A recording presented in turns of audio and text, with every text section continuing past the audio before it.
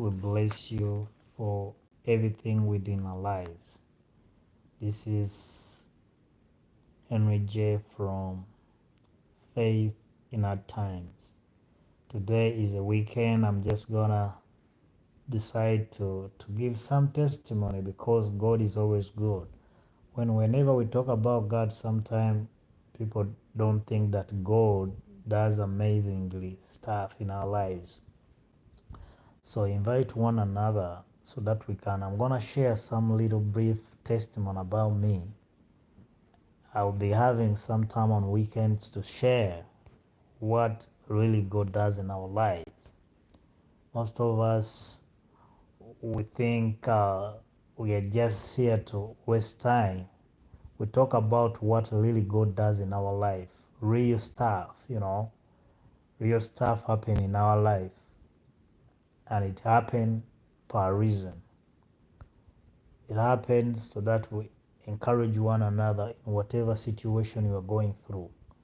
So I ask you to go in a comment section, subscribe, you can like, you can comment, you can text a question. Most of us, we have questions when the life is not going right. We have all those kind of questions. Why is it me? Why things is like this? you know but God always has has a way through what you're going through.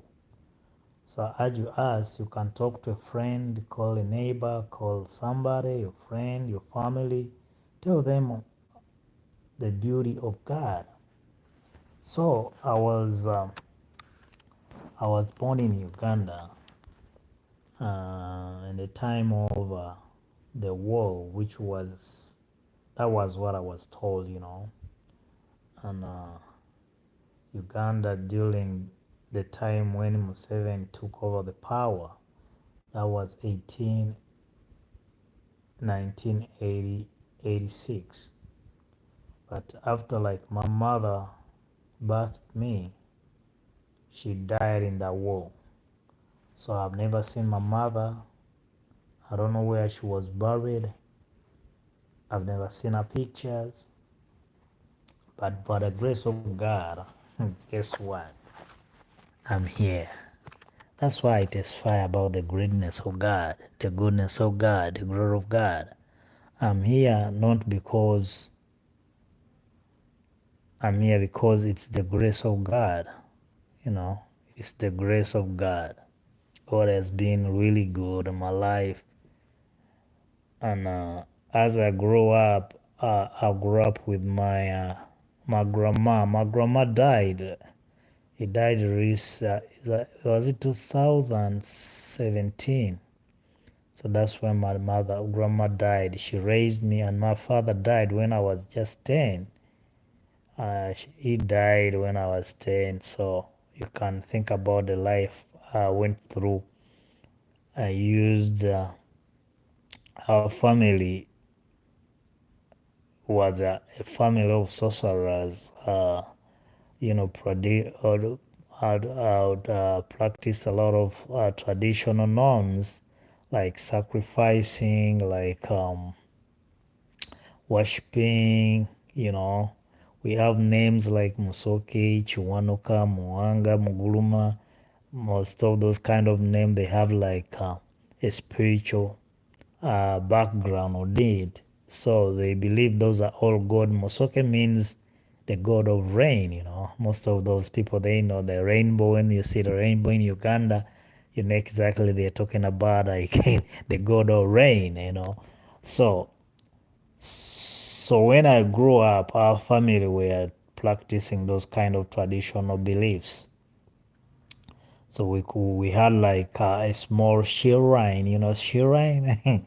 Shrine is like a small hut where people go devote themselves, call upon the spirit, and they worship them, believe in them. So what happened? That's what a life I grew up. But those kind of spirits, evil spirit is at work. Most of the people don't know about it, but evil spirit is what? Is at work, you know. And people believe that it is the power to their success, it's power to bring them wealth. So what I was so beaten off when I could not make like an altar. We had altars. We had altars that we could make those altars like be on fire every night, every day. Like you remember in the book of Leviticus when God told the children of Israel that they could make altars, they could keep the fire burning. So in the other world, people do the same thing. So I was so beaten off because you have to go to the forest, get firewood, fetch firewood to make the altar burn. So I was being beaten if I couldn't get the firewood. It was a tough kind of lesson. So we used to lay like cattle, sheep, goats, pigs. We had a very big. We have like maybe 30 hectares of land. We had to farm them. An hectare back home is like the size of a field, a soccer field or a football field. So that's what they call like 1 hectare. So we had like kind of like 30 hectares of land. So we had to farm. We had coffee, we had banana, plantains. We had a lot of stuff on it. And we had a big forest on it. So I could go fetch firewood. I could not even go to school because I had to know to do what? I had to do that kind of work, to do that kind of work, rear cattle, farm, dig, do all those kind of stuff. But guess what? I had a lot of pain. And my grandmother was my best friend, She could encourage me. You need to give your life to Jesus. Without Jesus, without knowing all this kind of stuff, I had my auntie who died, was called Rosette, died. She would encourage me to give my life. I had another one, Agnes, telling me you could give your life to Christ, because our family was divided. Some were believers, some were practicing these word, these traditional norms. So, and what happened? But the force on it was too much. The force was too much. They had to beat me if the altar is not working. They had to do all the kind of stuff. They had to do all those kind of stuff. But I never know about God. But what I saw, like families with God, at least they did what? They could have some good life. We had each and everything at home, like food, because our family was not poor at all.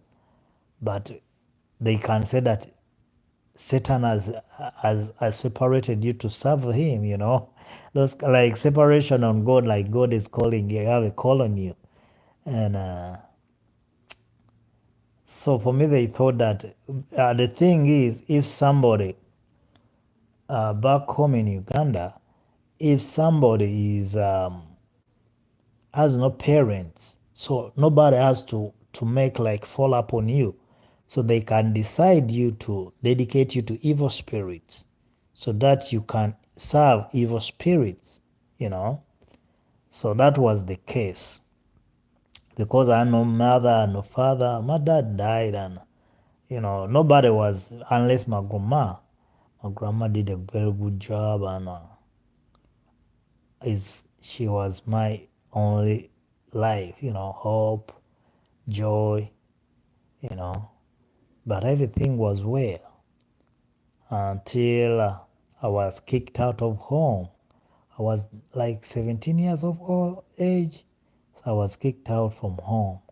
But that's when I gave my life to Jesus. When I was kicked out of the home, because I could not practice those kind of stuff, because it was a kind of a harsh kind of stuff. like a hard kind of way of doing what? Worshipping the gods. So I shall come up with another part next time about how I got saved. So may God bless you. May God be with you. Have a blessed time. Have a blessed week. Amen.